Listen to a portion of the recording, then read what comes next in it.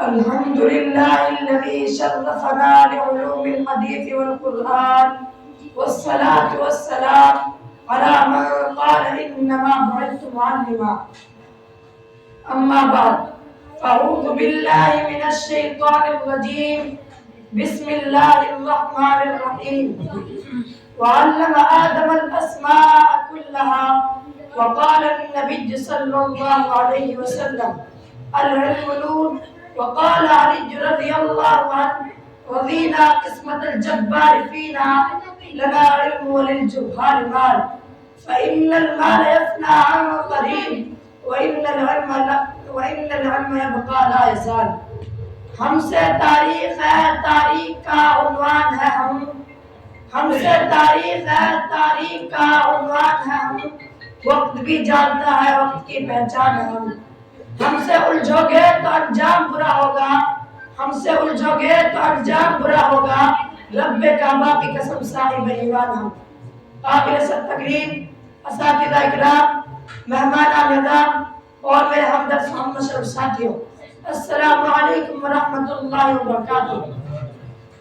سامعین مکرم، آج اس باوقار مجلس میں بندہ جس موضوع کو تخیلات کی وادیوں سے نکال کر لفظوں کا جامع پہنا کر آپ کے ذہن میں اتار کر دلوں کی بنجر زمین کو سیراب کرنا چاہتا ہے، وہ ہے دینی مدارس کی ضرورت و اہمیت اور کردار.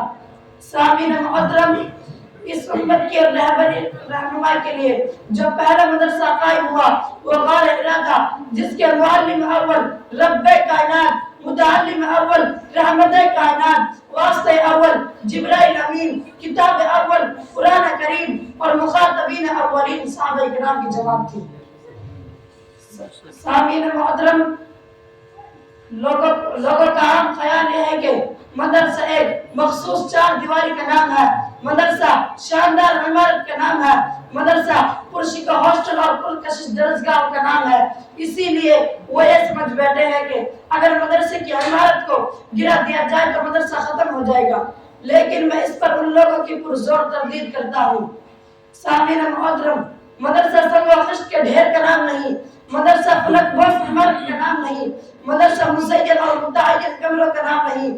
اگر ایسا ہوتا تو ہم اس سادے سے چبودرے کو مدرسہ نہ کہہ سکتے جہاں بیٹھ کر تعلیم حاصل کرنے والوں کو اصحاب صفہ کے نام سے یاد کیا جاتا. اگر ایسا ہوتا تو ہم دیوبند میں واقع اس انار کے درخت کے سائے کو مدرسہ نہ کہہ سکتے جہاں محمود نامی استاد نے محمود نامی شاگرد کو تعلیم دے کر ہزاروں مدرسوں کی بنیاد رکھی تھی. تو پھر آپ مجھ سے پوچھ سکتے ہو کہ ان چیزوں کا نام مدرسہ نہیں ہے تو مدرسہ کیا ہے؟ تو میں عرض کرتا ہوں مدرسہ وہ ہے جہاں انسان کو انسان بننے کی تعلیم دی جاتی ہے، جہاں اسے زندگی گزارنے کا ڈھنگ سکھایا جاتا ہے، جہاں علم کی شمع اس کے سینے میں روشن کی جاتی ہے، جہاں اسے اعلیٰ اخلاق و آداب سکھائے جاتے ہیں. سامعین محترم، دور عالم میں ان دینی مدارس کے کردار کا جائزہ لیتے ہیں تو فوراً ذہن کی گلیوں میں یہ سوال گردش کرنا شروع کر دیتا ہے کہ ان دینی مدارس کا کردار کیا ہے. اگر آج مدارس نہ رہے تو جانتے ہو، اگر آج مدارس نہ رہے تو آپ کا نکاح پڑھانے والا کوئی نہ ہوتا. اگر آج دینی مدارس نہ رہے تو جانتے ہو کیا، اگر آج دینی مدارس نہ رہے تو آپ کا جنازہ پڑھانے والا کوئی نہ ہوتا. اگر آج دینی مدارس نہ رہے تو حقوق کے والدین کو بتانے والا کوئی نہ ہوتا. اگر آج دینی مدارس نہ رہے تو حقوق کے زوجین کو بتانے والا کوئی نہ ہوتا. اگر آج دینی مدارس نہ رہے تو دعوت و تبلیغ کی محنت کرنے والا کوئی نہ ہوتا. اگر آج دینی مدارس نہ رہے خانقاہ میں اللہ اللہ کی صدا بلند کرنے والا کوئی نہ ہوتا.